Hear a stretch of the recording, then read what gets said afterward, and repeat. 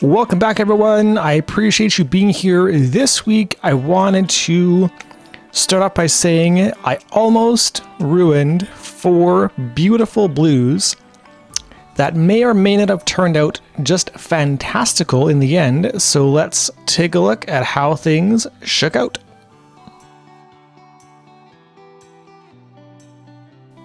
And now this week's pour was interesting because I only used blue as my color choice.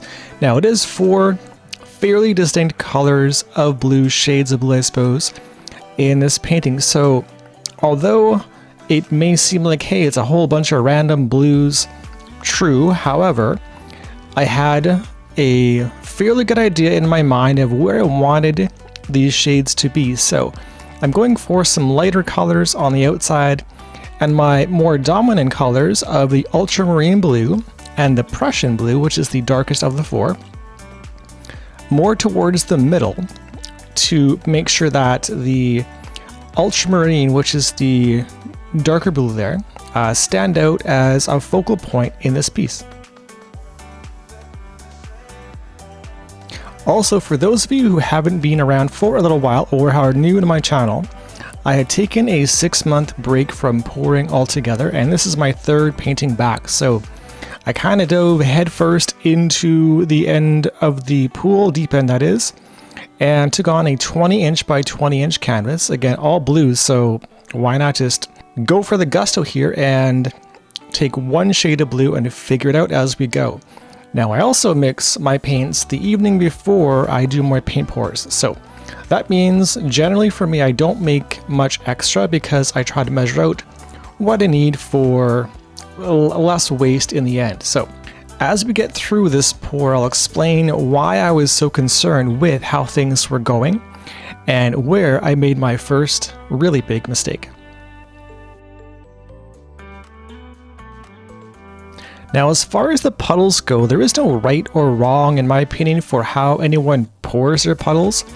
Whether they're together or apart, I just like to choose a break or a divide in between each color. So if I'm going for the darker ultramarine, I want a lighter blue next to it, or the Prussian blue, for example. So a nice break to break up the big blobs before we get going. Now, this week I used a palette knife to try to mix my colors up, and this is where my inexperience in the past half year kind of came into play. Is as I was going through these really nice puzzles, I tried to steer away from the Prussian blue, knowing it was a very, very dark color. Now on that corner there, I decided to dip into the Prussian blue, then back out of the corner, which began to make things quite muddy. And now, the more I did this, the more muddy it began to look, in my opinion. So I was being fairly cautious with where I was going and trying to make sure that I went through the proper order of blue in order to get a nice combination to be able to swipe through. So at about this point here, I was like, okay, bail on the palette knife, go back to my trusted and true paintbrush on the back of my brush to break up my colors, and this is more comfortable for me because I get, again, good contrast and lots of cool colors. So I went back to what I know, and it turned out great. And I gave the paint a bit of a torch with some bubbles that came up from the palette knife as well as the paintbrush. So I had added some water for consistency a couple hours beforehand, so it caused a few pinhole bubbles to pop up, but no big deal. And here we go with our swipes. Now, the first swipe went really well. Now, looking down on the blues as we swipe through, in my eyes, this looks like a giant mess, and I was still kind of concerned how I could recover from the initial palette knife debacle. So, as my swipes began to take shape though, I'm realizing that the lacing effects in this painting are actually really quite nice. Now, this is my favorite swipe of the 3. I chose to swipe down towards me rather than away because I wanted as much lacing in the middle of the painting as possible. Now I stopped here for good reason. I want that corner to be a bit of a focal point in this painting. If I could offer one piece of advice to anyone who is newer to pouring or is interested in trying, is that in the case of this particular puddle pour, I should have had more paint on the outside of the canvas.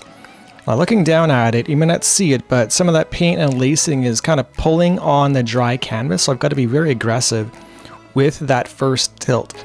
Now, had I just poured some extra, if I had had it, paint along the outside of the puddles, or just kept extra as a means to an end to make sure the paint fell off the sides, it would avoid any loss of lacing or effects you may have tried to get in the first place. So again, be mindful with what you're up to and just take your time, kind of check your checklist as you go through it for what you've got to do in order to accomplish your pour.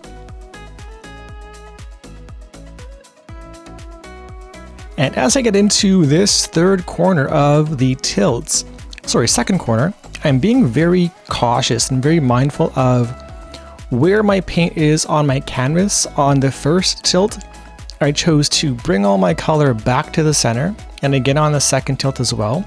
This is actually sped up incredibly quickly. It's like 1.8 times speed, so not quite twice as fast, but I was going really, really slow.